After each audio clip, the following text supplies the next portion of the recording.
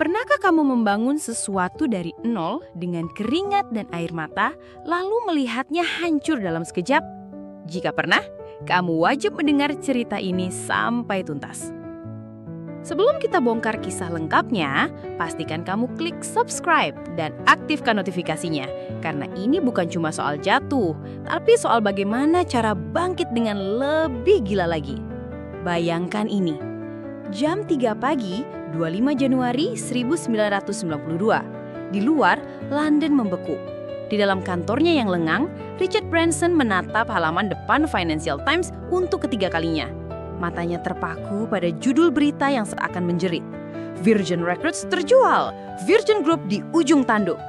Uang senilai 400 juta pounds, aset yang ia bangun dari sebuah toko kaset kecil, lenyap begitu saja. Ini bukan sekedar kerugian finansial, ini adalah kehilangan jiwa. Virgin Records adalah anak pertamanya, label musik yang berani menantang raksasa industri dengan melahirkan band-band ikonik seperti Sex Pistols dan musisi jenius Mike Oldfield dengan album Tubular Bells-nya. Kini, anak itu harus ia serahkan ke rivalnya, Thorn EMI, demi menyelamatkan sisa kerajaannya. Bank yang dulu mendukungnya kini menarik karpet dari bawah kakinya. Utang menumpuk seperti longsoran salju, dan nama besar Virgin yang ia bangun dengan susah payah terasa remuk di ambang kehancuran. Bagaimana bisa seorang dropout disleksia yang sering diremehkan bisa jatuh begitu dalam lalu bangkit dengan ide yang jauh lebih gila? Mari kita putar waktu ke tahun 1988. Saat itu, Virgin Records adalah epicentrum budaya pop. Pesta tanpa henti. The Rolling Stones baru saja menandatangani kontrak raksasa. Janet Jackson membuat nama Virgin berkibar di mana-mana. Dan Phil Collins menjadikan studio mereka rumah kedua. Virgin adalah pemberontak yang berhasil merebut tahta. Di saat yang sama, bayinya yang lahir tahun 1984, Virgin Atlantic, langsung membuat gebrakan di langit. Di saat maskapai lain kaku dan membosankan, Virgin Atlantic adalah sebuah klub malam di ketinggian 35.000 kaki. Kursi kulit merah mewah, koktail gratis tanpa batas, dan pramugari yang tak segan ikut menari di lorong pesawat. Omset grupnya meroket hingga 1,2 miliar dolar. Branson dengan senyum khasnya yang lebar naik ke panggung majalah Forbes dan dengan percaya diri berkata, "Saya akan menjadikan Virgin sebagai Coca-Colanya gaya hidup dunia." Di belakang panggung gemerlap itu, ia terus melakukan apa yang paling ia kuasai, mengambil resiko. Ia menambah leverage, meminjam dari bank, menggadaikan aset dengan keyakinan bahwa ide besar butuh modal yang besar pula. Tapi terkadang di tengah pesta yang hingar-bingar, ia dan para bankirs akan lupa bahwa di balik semua mimpi besar itu harus ada bisnis yang benar-benar sehat. Kekaisaran Virgin meledak secara harfiah. Namanya ada di mana-mana. Virgin Megastore di Times Square dengan lampu neon menyilaukan dan suara bass yang memekak telinga. Tak puas, ia merambah ke Virgin Games, Virgin Brides, bisnis gaun pengantin, bahkan mencoba menantang raksasa dengan Virgin Cola. Uang mengalir deras, mungkin terlalu deras hingga sulit dikendalikan. Dalam buku hariannya, Branson menulis sebuah kalimat yang kelak akan menghantuinya. Cash flow adalah masalah kecil selama ide kita tetap besar. Namun, realitas bisnis punya jawaban lain. Bank-bank mulai berbisik, lalu mengirim surat dengan nada yang lebih tegas, yang intinya sama. Ide besar tidak bisa dicairkan di ATM, Pak Branson. Keretakan pertama mulai terlihat di fondasi kerajaannya. Tahun 1991, pukulan pertama datang. Industri musik dunia terserang flu CD. Penjualan kaset anjlok 20%. Rak-rak toko yang dulu penuh sesak kini mulai sepi dan tumpukan stok kaset di gudang menggunung seperti artefak usang. Pukulan kedua datang dari rivalnya di udara, British Airways. Merasa terancam oleh popularitas Virgin Atlantic, BA melancarkan kampanye licik yang dikenal sebagai Dirty Tricks. Ini bukan persaingan biasa, Agen BA meretas sistem komputer Virgin untuk mencuri data penumpang, lalu menelpon mereka dengan berpula-pula sebagai staf Virgin, membujuk mereka untuk pindah penerbangan. Mereka menyebarkan rumor palsu tentang masalah keuangan dan keamanan Virgin ke media. Branson melawan. Ia membawa kasus ini ke pengadilan dan menang. BA diperintahkan membayar ganti rugi sebesar 500.000 pounds kepada Branson dan 110.000 pounds kepada maskapainya. Tapi kemenangan itu terasa pahit. Biaya hukum yang mencapai jutaan pounds melahap habis uang ganti rugi tersebut. Dan yang terpenting, citra Virgin sudah terlanjur terluka. Inilah saatnya bagi bank untuk memberikan pukulan pamungkas. Mereka menarik fasilitas pinjaman senilai 200 juta pounds. Rapat darurat diadakan di tengah kepanikan. Pilihannya hanya dua, jual Virgin Records, permata mahkota kerajaan, atau seluruh Virgin Group akan bangkrut. Malam itu dengan hati hancur, Branson menelpon istrinya Joan. "Aku baru saja menjual masa lalu kita," katanya. Ia menangis di sofa kulit di kantornya, sofa yang ia sendiri tak yakin apakah besok masih menjadi miliknya atau akan ikut dilelang. Titik terendah itu telah tiba. Inilah kisah yang menjadi bukti bahwa titik terendah sekalipun bisa jadi awal dari sesuatu yang luar biasa. Kalau kamu pernah merasakan hal serupa dalam bisnismu atau hidupmu, coba tulis, "Saya pernah bangkit" di kolom komentar. Dan jangan lupa subscribe, karena bagian terbaik dari cerita ini, bagian kebangkitannya akan kita bahas sekarang. 3 hari setelah malam tergelap itu, Branson tidak bersembunyi. Ia mengumpulkan tim intinya di rumah pedesaannya di Oxfordshire. Suasananya muram, namun di tengah ruangan ada sebuah papan tulis putih. Branson mengambil spidol dan menulis satu kalimat legendarisnya. "Screw it, let's do it." Tapi kali ini lebih pintar. Di tengah kepulan asap rokok dan cangkir-cangkir kopi yang mendingin, mereka mulai membedah sisa-sisa kerajaan mereka. Mereka membuat daftar panjang. Aset apa yang tersisa? Apa yang masih punya nilai?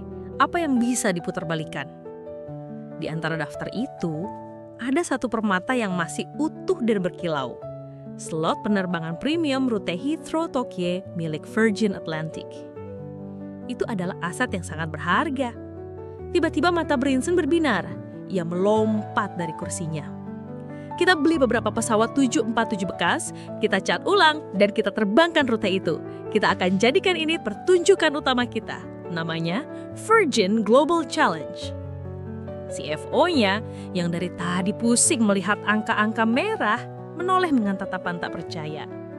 "Richard, itu butuh setibanya 45 juta pound sterling. Uangnya sama sekali tidak kita miliki." Branson hanya tersenyum tipis. Senyum seseorang yang sudah melihat dasar jurang dan tidak takut lagi pada apapun. "Perfect, ayo kita cari uangnya." Disinilah kejeniusan Branson sebagai seorang pengusaha sekaligus showman bersinar terang. Rencananya terdiri dari 3 langkah brilian. Langkah pertama adalah melakukan hal yang tak terpikirkan. Ia mendekati Singapore Airlines, salah satu maskapai paling dihormati di dunia, dan menawarkan sesuatu yang gila, 49% saham Virgin Atlantic. Pada Desember 1999, kesepakatan itu terjadi. 600 juta pound sterling uang tunai segar masuk ke kas perusahaan. Ini adalah sebuah master stroke. Ia mendapatkan modal raksasa untuk ekspansi tanpa harus kehilangan kendali mayoritas. Ia masih memegang 51%, dan yang terpenting, ia tetap memegang merek Virgin. Langkah kedua, disiplin finansial. Uang itu tidak dihamburkan untuk ide-ide liar baru. Prioritas pertama adalah melunasi semua utang. Sisanya difokuskan pada satu hal saja, menjadikan Virgin Atlantic sebagai maskapai penerbangan jarak jauh premium terbaik di dunia. Tak ada lagi Virgin Cola atau Virgin Brights. Fokus adalah kunci. Langkah ketiga, mainkan panggung publisitas. Branson sadar, ia bukan hanya menjual tiket pesawat, ia menjual cerita. Ia mengubah perjuangannya menjadi sebuah reality show. Ia meluncurkan serangkaian tantangan publik yang ia bintangi sendiri dengan tajuk Branson Face of the World. Ia mencoba terbang melintasi Atlantik dengan balon udara, sebuah upaya yang memecahkan rekor. Ia mengendarai tank di Times Square untuk mempromosikan Virgin Cola, seolah-olah menyatakan perang terhadap Coca-Cola. Bahkan, ia mengenakan gaun pengantin seharga $10.000 untuk peluncuran Virgin Brides. Penonton di seluruh dunia terpukau. Mereka tidak hanya melihat seorang CEO, mereka melihat seorang pahlawan yang nekat dan tak kenal takut. Tiket penerbangan Virgin Atlantic melonjak 35%. 36 bulan kemudian, keajaiban itu terjadi. Virgin Group mencatatkan laba bersih sebesar 250 juta pound sterling. Semua utang lunas, dan nama Virgin kembali berkibar, bahkan lebih kuat dari sebelumnya. Majalah yang dulu menulis kehancurannya, kini memberinya gelar baru di halaman depan. The Ultimate Survivor. Richard Branson tersenyum lagi, tapi kali ini senyumnya adalah senyum yang lebih bijak dan waspada. Kisah Branson bukan sekadar dongeng bisnis. Ada pelajaran nyata yang bisa kita curi dan terapkan. Branson sering berkata, kamu tidak belajar berjalan dengan mengikuti aturan. Kamu belajar dengan jatuh dan bangkit lagi. 3 bumbu praktis dari dapurnya. Gagal adalah bahan bakar, bukan akhir cerita. Kehilangan Virgin Records adalah sebuah tragedi, tapi justru tragedi itulah yang memberinya fokus dan energi untuk membangun Virgin Atlantic menjadi raksasa. Kegagalan terbesar dalam hidupnya menjadi pemicu kesuksesan terbesarnya. Resiko boleh gila, asal terukur. Menjual 49% saham maskapainya terdengar seperti sebuah kekalahan. Tapi bagi Branson, itu adalah langkah strategis. Ia melepas sebagian kepemilikan untuk mendapatkan modal, namun ia memastikan tetap memegang kendali atas merek dan arah perusahaan. Ia tahu persis di mana batas antara nekat dan bodoh. Ceritakan kegagalanmu. Di saat CEO lain menyembunyikan masalah mereka, Branson justru memamerkan perjuangannya. Ia menjadikan gugatannya melawan BA sebagai drama David versus Goliath. Ia menjadikan setiap tantangannya sebagai tontonan publik. Hasilnya, publik tidak hanya bersimpati. Mereka merasa menjadi bagian dari perjuangan itu dan mereka mendukungnya dengan membeli tiketnya. Dari jurang utang senilai minus 400 juta pound sterling menjadi puncak keuntungan 250 juta pound sterling hanya dalam waktu 3 tahun. Richard Branson buktikan dengan sangat telak bahwa kegagalan terbesar seringkali hanyalah panggung yang disiapkan untuk comeback terbaikmu. Sekarang giliranmu. Kegagalan apa yang sedang kamu hadapi saat ini? Dan ide gila apa yang selama ini kamu pendam karena takut gagal? Bagikan ceritamu di kolom komentar, karena setiap kisah kebangkitan layak untuk didengar. Siapa tahu ceritamu adalah inspirasi yang dibutuhkan orang lain. Terakhir, jika video ini memberimu sedikit percikan api, dukung kami dengan menekan tombol like dan pastikan kamu sudah subscribe agar kita bisa terus belajar bersama dari para survivor terhebat di dunia. Sampai jumpa di episode berikutnya.